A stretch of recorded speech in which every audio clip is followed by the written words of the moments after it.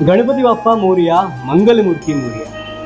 मंडळी, आज आपण आलेलो आहोत मुलुंड येथील म्हात्रे कुटुंबियांच्या गणपती बाप्पाच्या दर्शनासाठी। म्हात्रे कुटुंबियांच्या गणपती बाप्पाला यंदा 151 वर्ष आहे।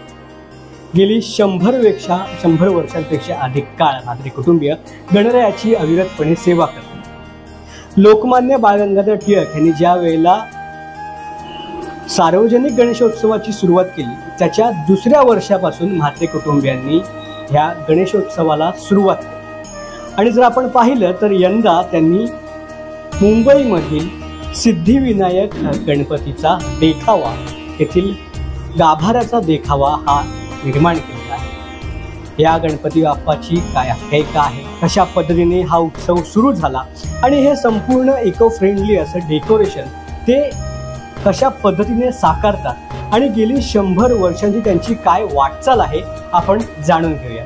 आणि हो, गणपती बाप्पाचे दर्शन देखील घेऊया।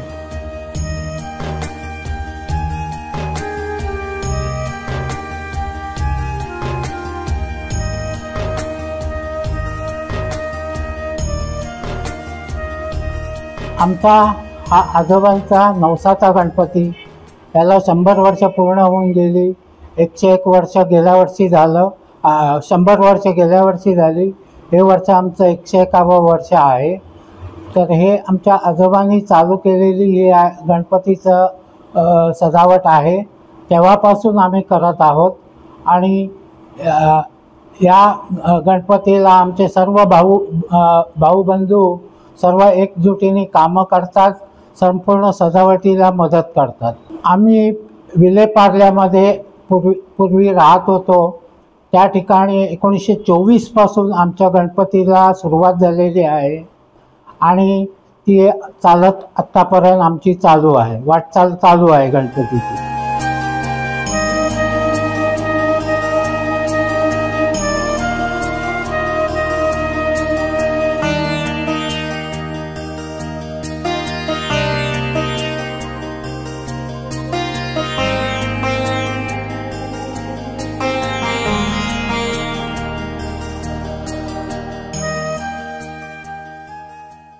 नमस्कार।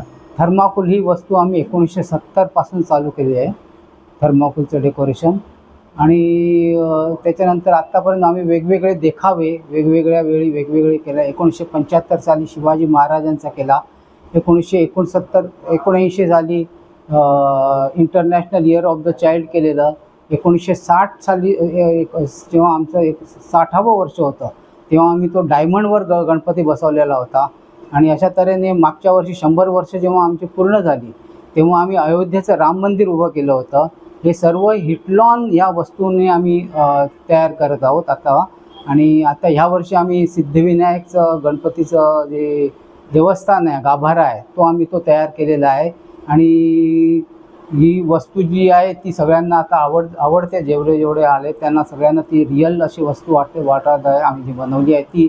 आणि ह्याच्यानंतर पुढे पण आम्ही असेच चालू राहू आमच्या गणपतीचा उत्सव।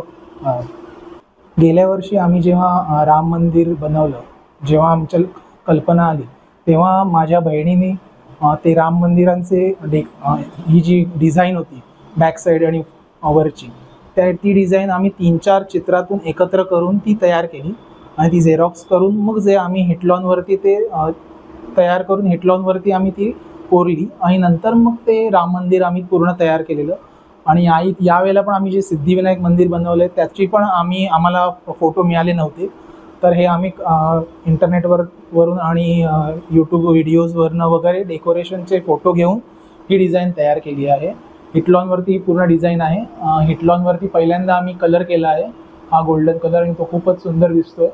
आता पुढच्या वर्षीपासून आम्ही हिटलॉनवरतीच काम करू। खूप वर्ष आम्ही पहिले डेकोरेशन करायचो ते थर्माकोलवरती करायचो, आता थर्माकोलवरती बंदी आणल्यामुळे आम्ही हिटलॉनवर डेकोरेशन करायला सुरुवात केली आहे। यावेळेला आम्ही ठरवलं की आम्ही शाडूची मूर्ती घेऊ, कारण का प्लॅस्टर ऑफ पॅरिसवरती थोडे बंधन टाकले गेले आहेत, त्याच्यामुळे आम्ही मूर्तीची साईजही कमी केली। पहिला आमची 32 इंचाची मूर्ती होती आणि ती प्लॅस्टर ऑफ पॅरिसची होती, आता ही मूर्ती आहे ती 15 इंचाची आहे। ती आम्ही डेकोरेशनमध्ये कशी बसवता येईल त्याप्रमाणे मूर्ती तयार केली।